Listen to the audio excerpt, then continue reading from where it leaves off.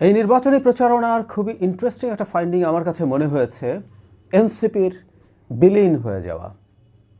জামায়াতের সাথে শেষ মুহূর্তে তারা জোটে গেছেন, তাদের কিছু প্রার্থীকে আমরা প্রচারণা দিতে দেখছি, প্রচারণা করতে দেখছি, সেখানে কিছু কাভারেজ তারা পান, কিন্তু অ্যাজ এ পার্টি এনসিপির কোনো রকম কোনো কাভারেজ নেই।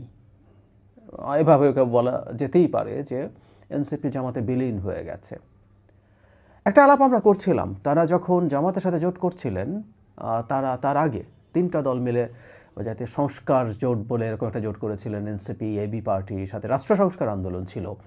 এই জোটটাকে তারা আরও বড় করতে পারতেন, আরও যতটুকু সম্ভব। না হলেও তারা আলাদাভাবে ভোট করলে কি হতে পারতো, সেই আলাপটা এখন আসছে, যেটা আমরা আগে করছিলাম। নির্বাচনকে সামনে রেখে বলা বাহুল্য, আমাদের মনোযোগ অনেক বেশি রাজনৈতিক দলগুলোর প্রতি থাকে, জনগণ অনেক বেশি তাকিয়ে থাকে কে কি বলছে, কে কি করছে সেটার দিকে। ফলে এইটাই সবচেয়ে সঠিক সময় দলকে ফোকাসে আনার জন্য, এতে কোনো সন্দেহ নেই। মজার ব্যাপার হচ্ছে, বা এক অর্থে দুঃখজনক ব্যাপারও হচ্ছে, এনসিপি এই সুযোগটা হারালো। মানে এটা এখন বিএনপি বনাম জামায়াত জোট এই রকম একটা বিষয়ে দাঁড়িয়ে গেছে। এমনকি আমি দেখেছি যে জায়গায় জামাতের আমির কথা বলছেন, সেখানে নাহিদ ইসলাম এনসিপির আহ্বায়ক আছেন, তিনি কথা বলছেন, কিন্তু এনসিপির আহ্বায়কের কোনো ট্র্যাকশন নেই, কেউ কাভারেজ দিচ্ছে না। অথচ এনসিপি এই নির্বাচনী এই প্রচারণার আগেই মানে জোটে যাওয়ার আগেই এনসিপিকে আলাদা একটা সত্তা হিসাবে আলাদা গুরুত্ব দিয়ে দেখার একটা প্রবণতা মিডিয়ারও ছিল। এটা যে শুধুমাত্র ডক্টর ইউনূস এই গুরুত্ব দেখিয়েছেন তা না, ডক্টর ইউনূসের একটা বায়াস খুব স্পষ্ট ছিল, কিন্তু এর বাইরেও মিডিয়াও এনসিপিকে যথেষ্ট গুরুত্ব দিয়েছিল। কিন্তু আমরা দেখছি এখন তিনি সেটা মোটেও পাচ্ছেন না। বরং কবে যেন দেখলাম প্রথম সমাবেশে সম্ভবত এই গণঅভ্যুত্থানের অতি গুরুত্বপূর্ণ মানুষ হিসেবে যখন তিনি ডাক্তার শফিকুর রহমানকে সম্বোধন করছেন বা তার পক্ষে কথা বলছেন, এই কথা বলে তখন সেটা আবার ট্র্যাকশন পাচ্ছে। তার মানে আমরা এটা দেখতে পাচ্ছি মিডিয়াতে এনসিপি একেবারে নেই।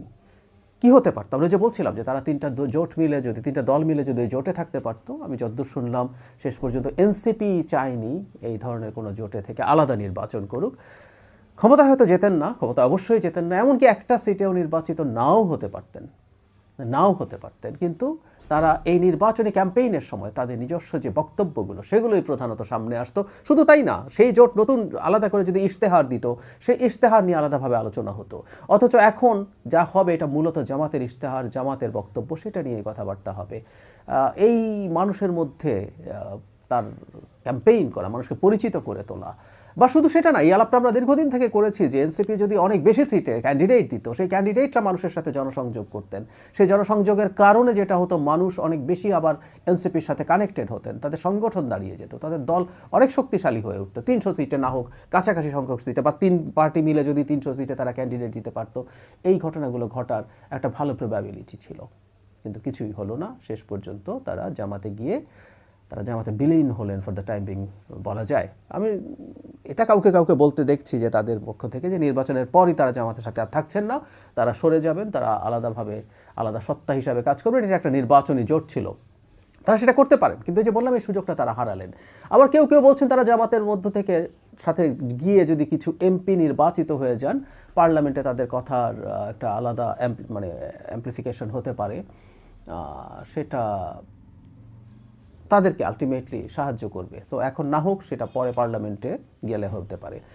শর্ত হচ্ছে পার্লামেন্টে যদি তারা যান, এবং পার্লামেন্টে আমি এটা মানি কথার একটা আলাদা ট্র্যাকশন আছে, কিন্তু তারপরে যদি ওটার সাথে এটাকে ওজন দেই, আমার কাছে স্টিল মনে হয় না তারা সঠিক কাজ করেছেন। আর পার্লামেন্টেও যদি তারা যান, তারা জামায়াতে ইসলামী এবং অন্যান্য ইসলামী দলগুলোর সমর্থনে তারা সেখানে গেছেন, সেটাও তাদের যে রাজনীতির ধারণা, মধ্যপন্থী রাজনীতি, সেটাকে প্রশ্নবিদ্ধ করে।